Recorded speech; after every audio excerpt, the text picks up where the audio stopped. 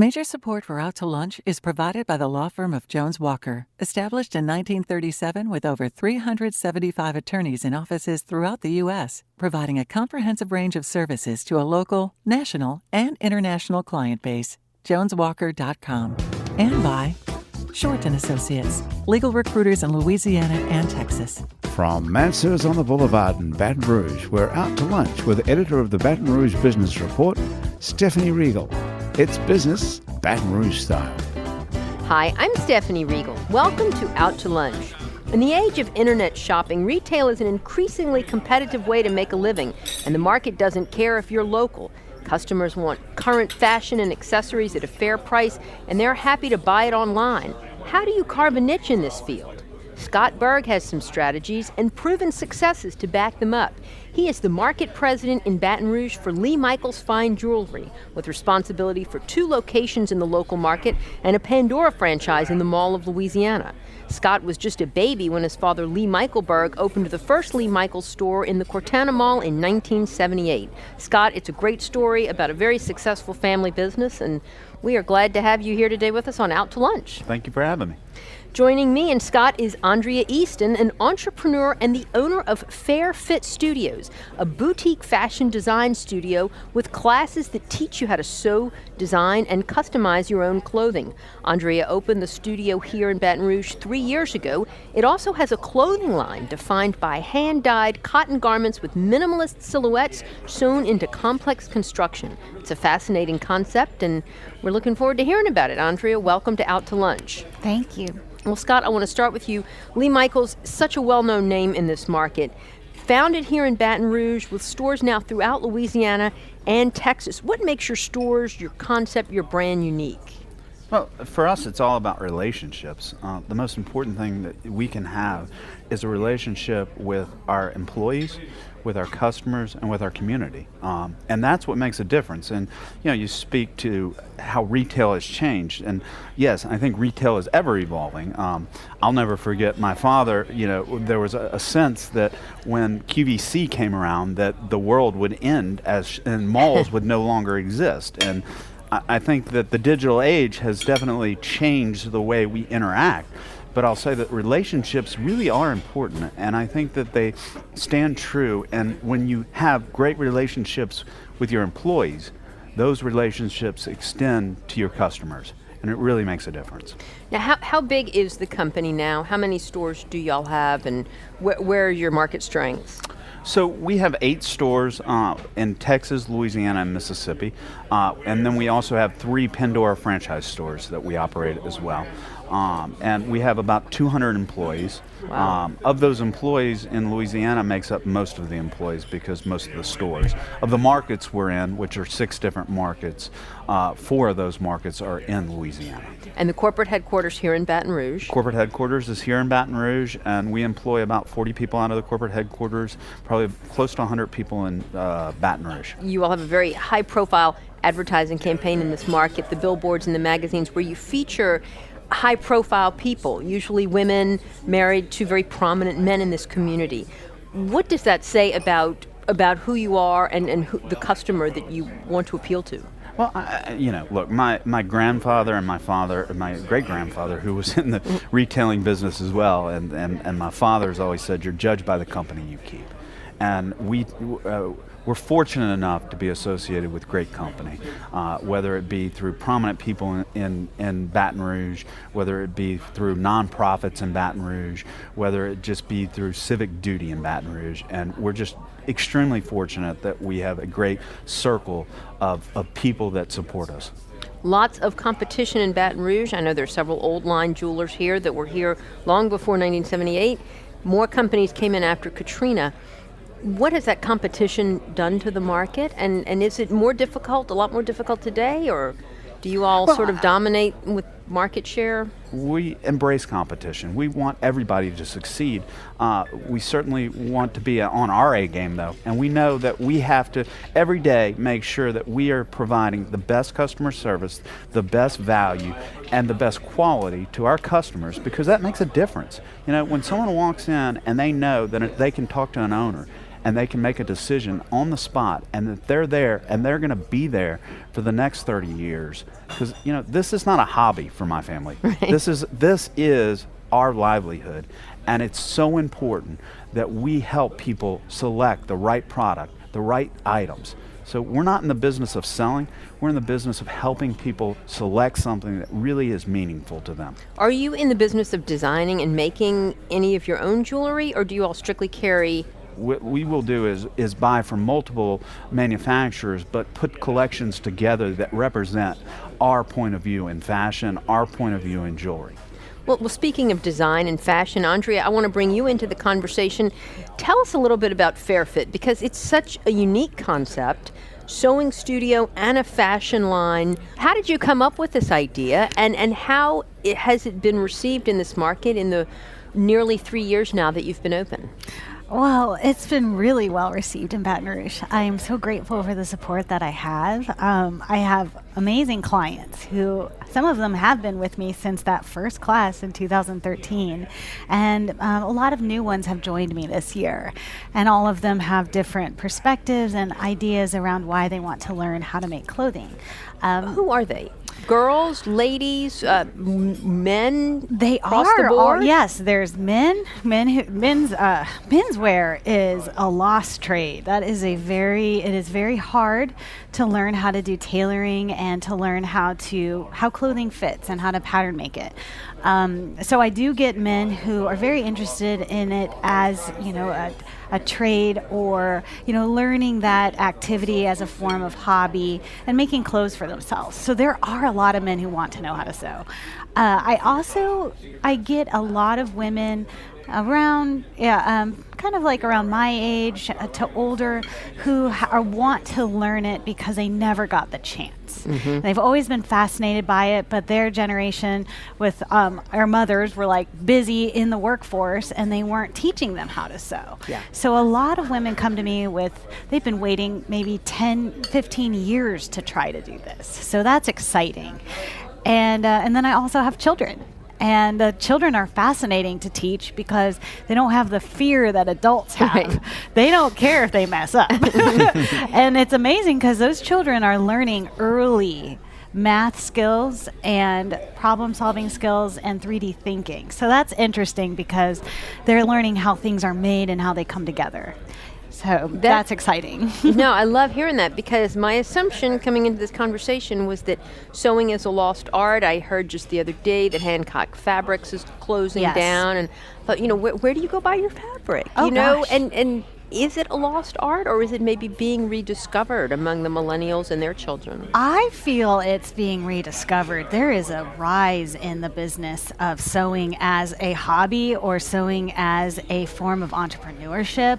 I see a lot of people who they're not all pursuing it because they want to have a clothing line, or, you know, they want to make something to sell, but they want to bring it into their life so that they can have a meaningful craft and know how things are made. And clothing, making your own clothing, gives you so much choice over how you present yourself in the world and how you put yourself together. And it's an honor. Like, people freak out when they find out you made that. Right? I had a client she's been working with me for a few months, and she recently wore one of her dresses to a party, and everybody was like, I can't believe you know how to do this. I want you to make me one. That is so cool. And so that was Yeah. my question. I mean, you can make stuff that really looks good. When I Yes. say you, I mean one spot or I could make something that would look good. And Well, you know, this Stephanie, you'd have a better shot you, at that than I. you- I don't know. You asked me, like, I consider Fairfit, it is my life's work. I started sewing when I was 6. I was interested in clothing when I was 6 years old, and I would lay on the ground and trace my body and make weird things out of sheets, and then finally was like, I'll make clothes for my Barbies and pound puppies. But I've done this since I could get my hands on cloth, and I am trained as a visual artist. I have a degree in painting and drawing, and then I have a master's in fiber and material studies. But sewing and fashion design is actually something I've cultivated on my own through just working it and making it since I was 11 or 12. So That is so great. yeah, so Well, I've had a lot where's of the trial and nexus error. between fashion and jewelry, clothing and jewelry, and how do they fit together? Well, they have such a relationship, because the jewelry is the icing on the cake. I should let you speak to this, Like, I provide the base. You have to have clothing. You don't get to walk out without some clothes on. But, No, for me, I've always thought that jewelry is that extra thing. The extra that really makes a difference in an outfit. Having those incredible diamond earrings that just really light up, but you have maybe a simple black dress, as you would know, or a necklace. But the other thing about jewelry beyond just fashion, though, is meaning, okay? Think back to when you were a child and you were given your first piece of jewelry. What is the meaning that had?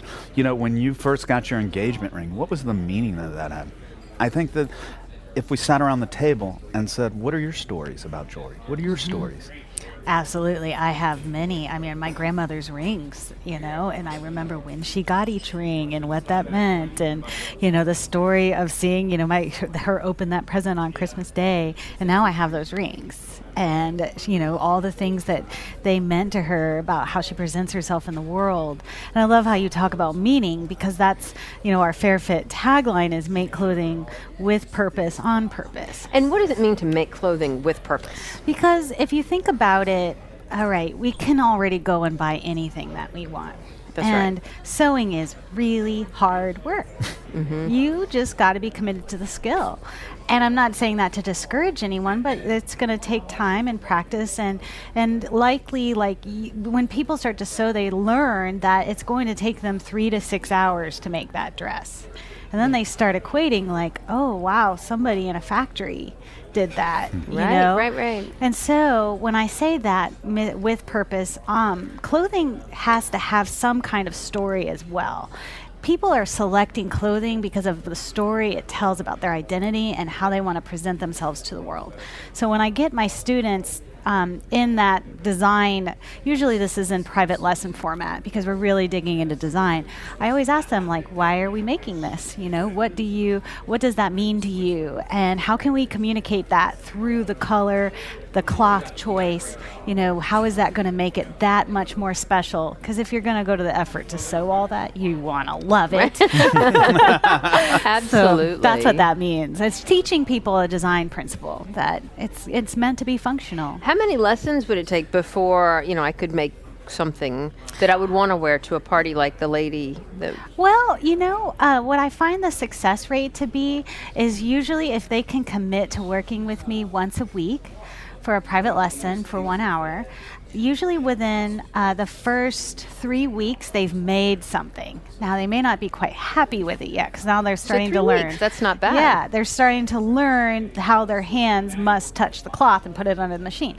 But the woman who wore the dress, she's been working with me for about 3 solid months.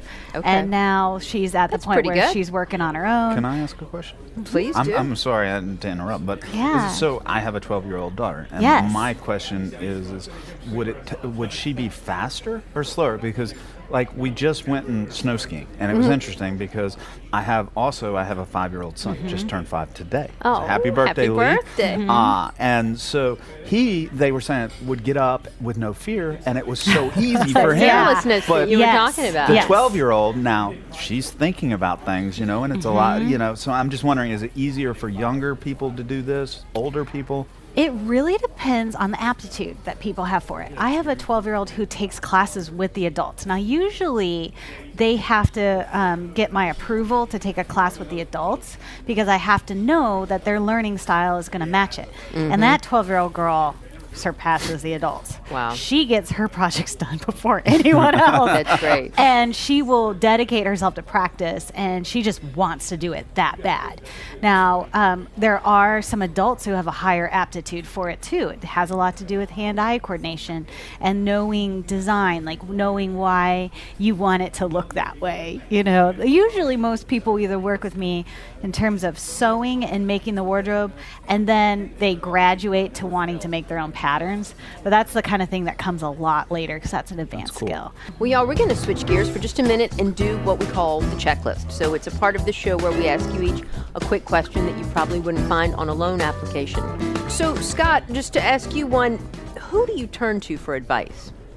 So, that's a pretty simple question when it comes to business, and also when it comes to family. My father has been an incredible mentor to myself and my brothers, who are all in the business as well. And it's just amazing to be able to go to someone that has the wealth of knowledge that he does, and also someone that cares and wants to transfer knowledge. I mean, so a lot of times you can have someone that has knowledge, but they don't want to transfer knowledge. Yeah. He has really embraced transferring knowledge, really helping us grow as to be, successful men, not just successful in business, but what it is to treat your wife, how to treat a family, how to be a successful person. And to not be a control freak, because I think if the family business model doesn't work, if that first generation wants to hang on and isn't willing to show you the respect and let transfer the reins gradually.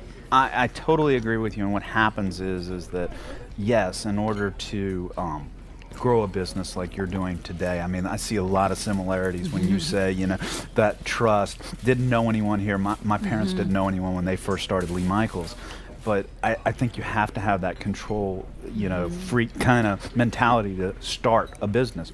But it's how do you transition? Yeah. And my father has done a tremendous job of transitioning. Now, look, are there struggles? 100%. Because everybody's trying to figure out where your place is, because it's all new. It's new every day, trying to figure out, as one person gives up, which he's giving up responsibilities, and as my brothers and I are taking on responsibilities, where do we fit in this? And so for us, though, what's been great is we actually have been meeting we've had family meetings for the last 15 years about transferring the business and how to transfer the business. And so it's been really thought out. It didn't happen overnight. And the one thing that I really want, though, is my father always to have a place in our business, because he had so much value, and I want him to feel like, that he always can help out in any way that he feels comfortable. Though my mother would say she definitely wants him to slow down. That's great, Scott. I'm glad to hear that.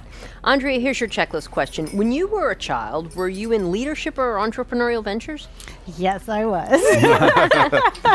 I was, as a child, I was always a maker, and I was always creating things, and that was like the highlight of my day, was to be able to make something.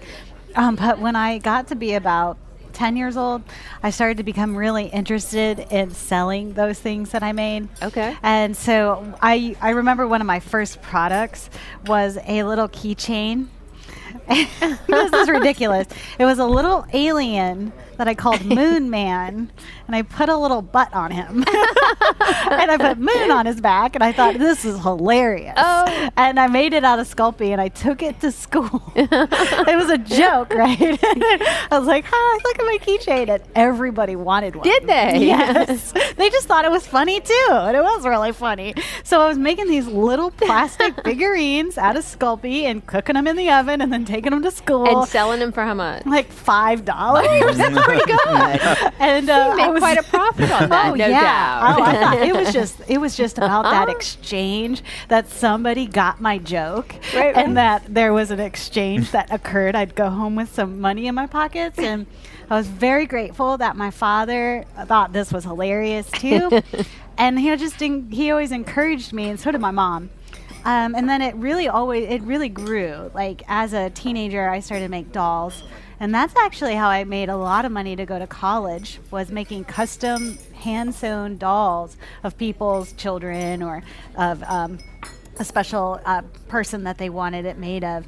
And I would make their clothes, like these really tiny clothes. And it was my first foray into internet entrepreneurship. because the And the internet was just getting started back then, right? Yeah, I had a Hotmail account, and there were little chat rooms, and I was going into the school library and like, hey, I make these dolls. Fantastic. And it was cool because I was a little kid in Iowa, well, a teenager in Iowa, I wouldn't say a little kid, but I was able to then make relationships with people in like Australia or England. And so I had all these pen pals, and I just learned a lot through that first business. And that's how I thought, well, I'm going to be an artist and I'm going to sell things. And the internet, of course, plays such a vital role in everybody's business today. Can it work against you? I mean, Scott, suppose somebody comes to you and says they can find it cheaper online. What do you do in those instances? Well, look, I think that everything, if you search hard enough, you can find something less expensive anywhere. I'm sure that I could find your services less expensive, anyone's. But the question is value. Okay, what is it that intrinsically makes value, and what is trust? What is the value of trust? And I think that as the things evolve, and service has gotten so bad. I mean, think about it. Well, that's your for everyday sure. life. Service has gotten so bad. I think there's becoming a pendulum shift, which says, if someone can offer me a great experience and great value and great quality, that I'm willing to pay for that, because I don't get to see that in the world anymore. I mean, so many times when we go out in the world, how many times do we say, God, I wish I'd pay extra for good service, please. Right, absolutely. I believe people come to us for the experience, and they could easily take a $25 class on online and just learn it on their own at home. For some reason, they are wanting to come here and work with me. And I feel it's about the experience that they're getting, that they can ask somebody who's been doing this, for over 20 years, honestly. I have been doing this for so long. Right. And I also love it. I'm in love with this craft, and I love what it brings to my life. And I share that with my students. I'm like, I love to sew. And when you make that thing and you wear it, you are going to feel the same way. And I think when that passion comes through. Experience, you speak to that. And so we recently had someone get engaged, but they got engaged in our store. Oh, wow. And so he brought her in, and the store was closed, and we had champagne out, and we had the one ring sitting in the center of the case that he had already selected for her, and she came in thinking that they were going to be looking at things, but he had already selected. Oh, that's wonderful. And that experience you cannot create on the internet. You cannot. I mean, that is when you really love. I always love what I do, but it just gives you so much joy. Absolutely. Yeah. And she said yes, I hope. Yes. Well, we only have time for one more question, unfortunately.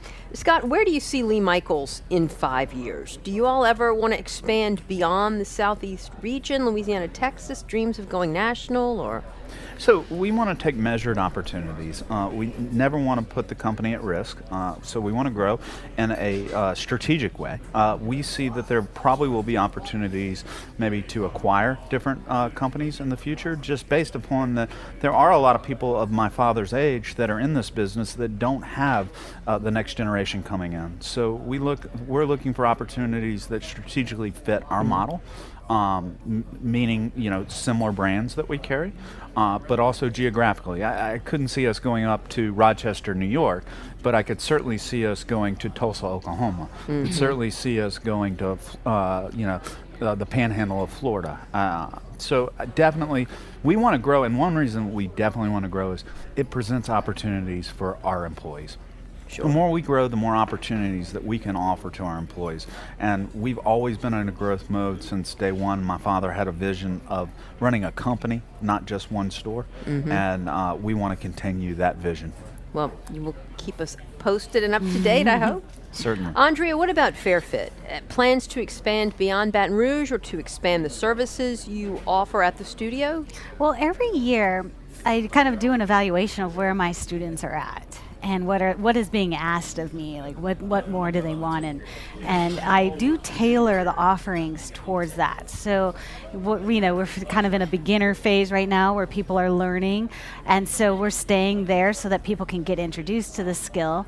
And then what I've started to do is explore ways that I can teach online through my website and through the online platforms where people can have this experience. I have a lot of students who moved away and were still like, I really want to learn with you. And so I'm doing a lot of research into how we can expand that way. I think our first goal was, my husband is very smart about large scale business because of his family and his history. And he was like, well, the first thing we have to understand is, how is this business not just Andrea? Yeah. And that is a scalability.